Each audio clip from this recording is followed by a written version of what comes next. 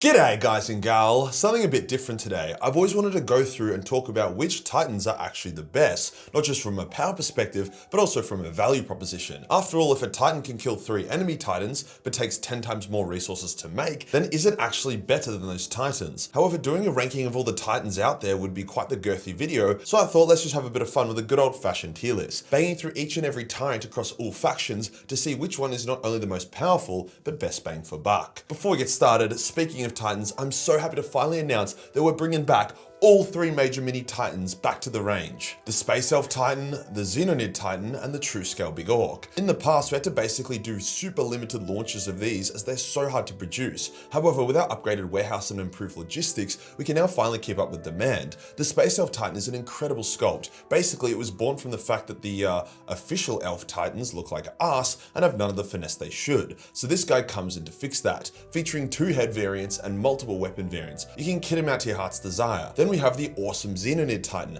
the apex predator of the Xenonid range, and honestly one of our most incredible sculpts by far. Then the old classic, the True Scale King Orc. Basically, this model exists because the lore states that Kroorks are 12 meters tall, so scaling the King Orc up to that size in respect to tabletop scale literally makes them the size of a knight. It's awesome to be able to bring the behemoths back to the range. If you're feeling especially horny, you can get them all in a bundle together, which will save you hundreds of dollars. Link is below. Today we'll be putting together the definitive Titan list across all factions in 40k.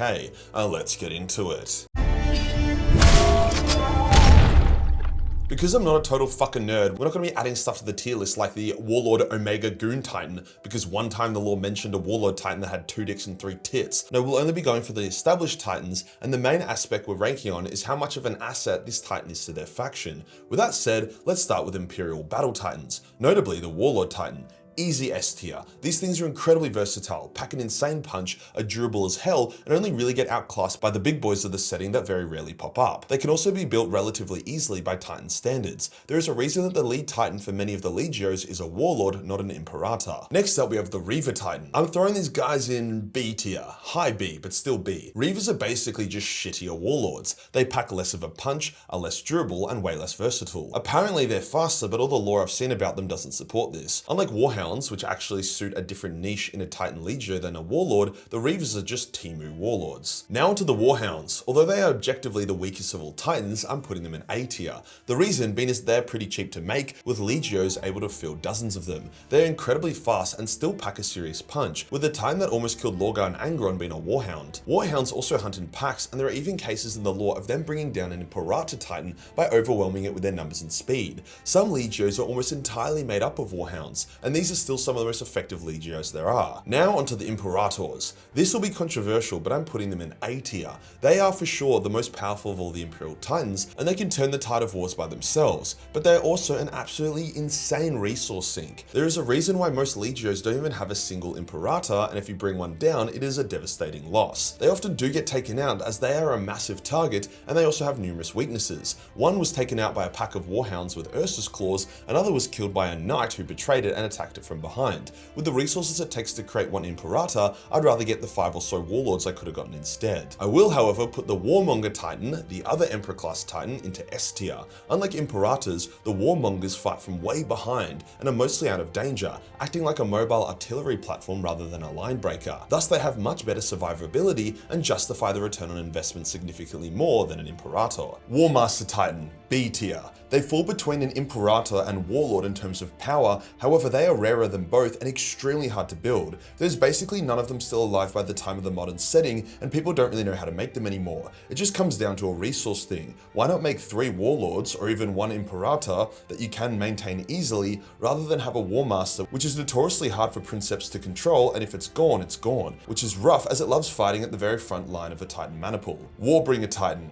Oh, B tier, but very high B tier. Maybe low A, no, we'll go B. This Titan is basically a Culverin from Age of Empires 3. It exists purely to kill other Titans and sucks at doing anything other than that. Its main weapon is a Quake Cannon which it can use to shred enemy Titans from afar, and boy does it excel at that. But a group of Knights or honestly a single Shadow Sword could likely smoke it, as the Quake Cannon cannot aim down. It's also very resource intensive to create, standing between a Warlord and Reaver in size, so its lack of versatility, which is a key metric of Titan power, limits it on this list. Psi Titans are a tough one. They are ungodly expensive to create, with barely ever having been made. However, they are also ridiculously powerful, being a psychic titan and all. They can literally regenerate themselves, sometimes from death mid-battle, so I'm going to throw them in S tier. They have all the firepower and durability of an Imperator without painting themselves as such a big target or giving up all the mobility. Even though there's only ever been one of these in the lore, I also need to mention the Castigator Titan. These were the titans from the Dark Age of technology that ran entirely off AI and were technically just massive men of iron. However, as far as Imperial Titans go, I'm putting them in F tier. Not because they're weak, but more so because they're extremely prone to having a mind of their own, betraying the Imperium and falling to chaos, as evident by the only one we saw in the lore doing just that. It was also taken out by a squad of Grey Knights, which by Titan standard is a little embarrassing. Let's now look at Chaos Titans. Okay, so for the Chaos variant, which is literally just the Titan with extra horns and spikes,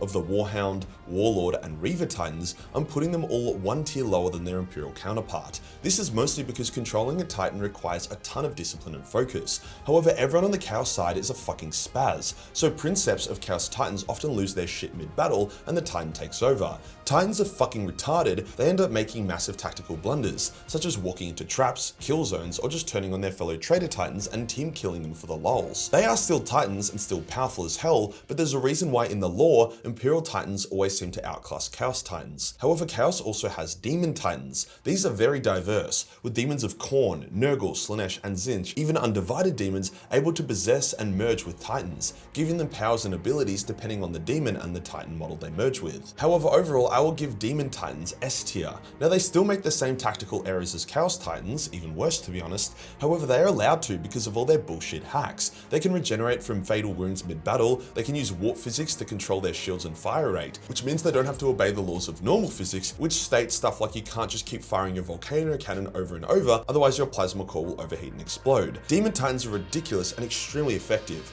They're incredibly hard to make, especially make well, but for the ones that do manage to turn out okay, goddamn. Now onto the Eldar Titans. I'm giving Revenant Titans S tier.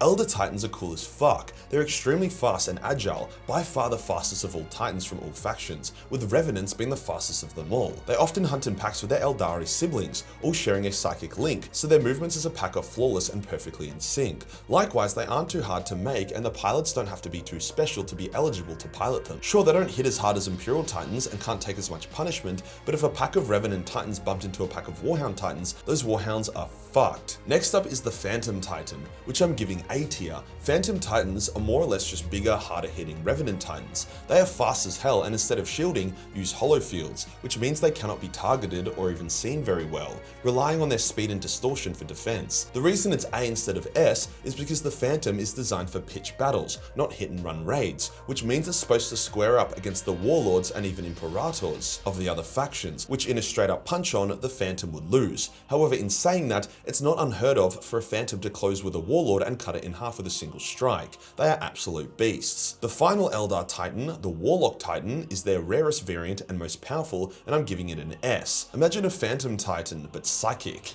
Yeah, it's a Psi Titan that has the agility of a ninja on meth and Tren. Good luck with that one. Now for the Orc Titans, or the Gargants as they are known. The baseline Gargant I'm putting in C tier. Yes, they are easy to make, so losing them isn't a big deal, but fuck me, these suck. Guardsmen deal with these on the regular. They are just big tin can death traps, prone to falling over, breaking down, or even just blowing themselves up. Great Gargants I'm putting in B tier. Bigger, better made, and more dakka than a normal Gargant, but still has some of the same issues. Titans rip these things to shreds with ease. However, a Great Gargant is at least a serious threat that requires attention. The Mega Gargant, I'm putting it in S tier. These things are only really built when Gork and Mork literally speak to Orc engineers and implant the specs of a Mega Gargant in their minds. They are very well built, have a ton of firepower, have custom energy shielding, and all kinds of shit. These have been known to take out Titans of the other factions quite easily, and although they don't often match up to the power of an Imperator, the Orcs can build them in a junkyard in a handful of weeks. So even if an Imperator took out 3 Mega Gargants before its death, it's still a win for the Orcs. The Tau don't really have Titans as they think Titans are retarded. However, they did make the Supremacy Armor as a way to help hold the line against Titan onslaughts. The Supremacy Armor features is big guns and solid shielding, but they are D tier. They lack that Titan spirit, don't hold up in a 1v1 to any genuine Titan, and the Tau may as well have just made cannons on hover plates instead of these. They're a participation award Titan, and there's a reason why we don't see much of them in the lore. For the Tyranids, their Hierophant Biotitan is going in S tier.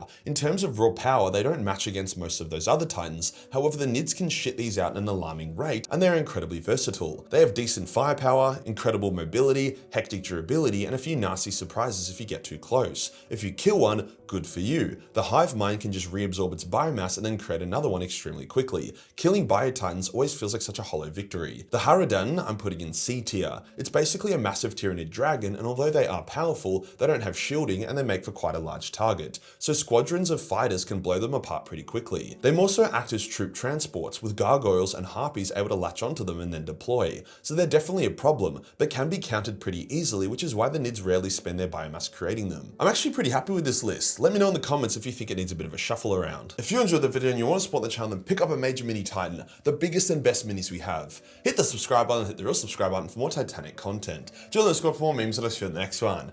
Peace.